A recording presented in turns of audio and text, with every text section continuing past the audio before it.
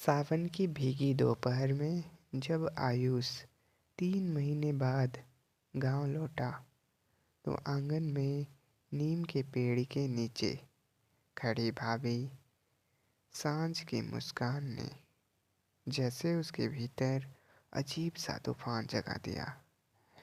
सांझ को वह बचपन से जानता है, पर शादी के बाद जब वह इस घर में आई थी तभी से उसकी सहजियत, उसकी हंसी और उसके भीतर छिपा अकेलापन उसे अनजाने ही अपनी ओर खींचने लगा था। राघव यानी उसका बड़ा भाई नौकरी के कारण साल भर घर से दूर रहता और सांझ अपने अकेलेपन को घर परिवार की जिम्मेदारियों में छिपा लेता। लेकिन आयुष की नज़रें हमेशा उसके भीतर ही अनकही थकान पढ़ लेती थी।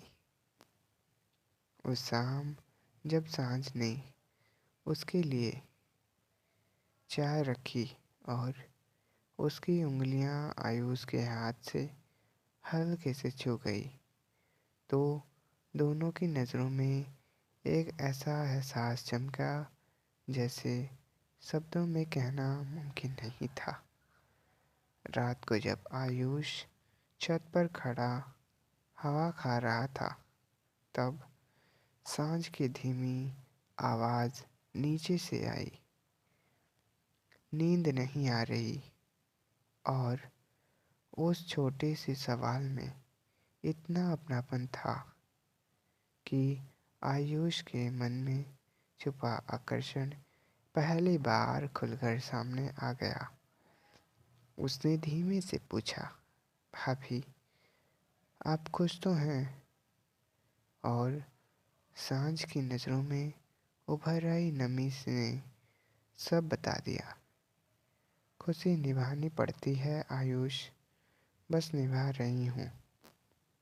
अगले कुछ दिन दोनों के दिलों को और करीब ले आए।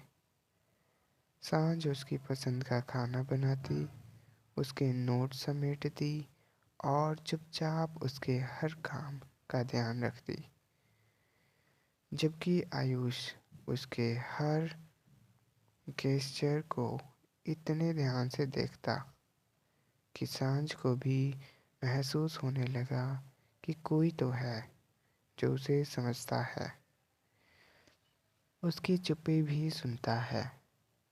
एक तेज बारिश वाली शाम बिजली चली गई और अंधेरे में सांझ रसोई में फिसलकर गिर पड़ी।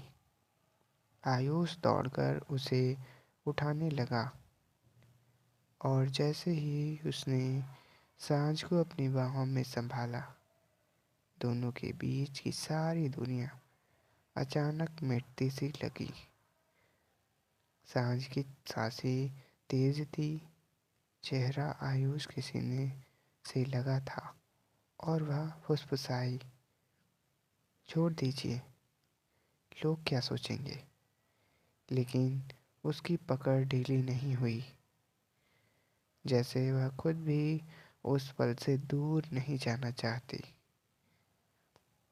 आयुष ने पहली बार उसके माथे पर हाथ फेरते हुए कहा, आपकी परवाह करने वाला कोई तो होना चाहिए भाभी। और इस एक वाक्य में सांझ जैसे टूटकर बिखर गई। उन दोनों को पता था कि यह रिश्ता कभी नाम नहीं पा सकता, पर यह भी सच था कि यह भावनाएं झूठी नहीं थी।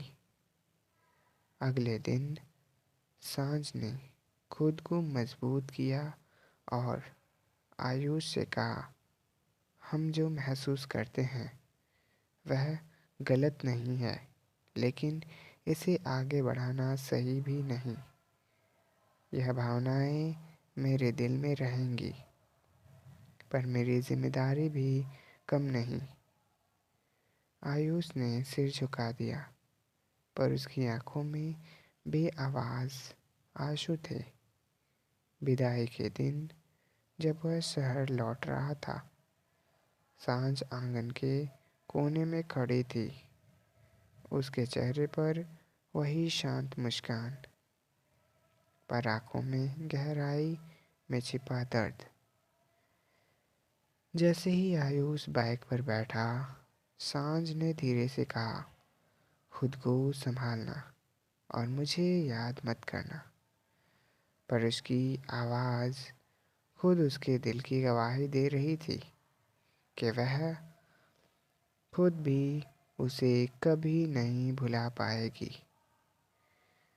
आयुष ने बिना पीछे देखे बाइक चालू कर दी, क्योंकि एक बार पीछे मुड़ने का मतलब होता उस अनकहे प्यार को स्वीकार कर लेना।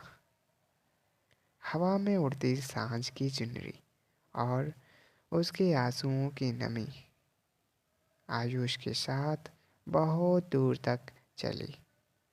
दोनों ने अपने प्यार को दिल में दफना दिया, जिम्मेदारियों के नीचे दबा दिया, पर उन दोनों की आत्माओं में वह एहसास हमेशा जीवित रहा। एक ऐसा प्रेम जो जीने की हिम्मत तो देता, पर मिलन का अधिकार नहीं।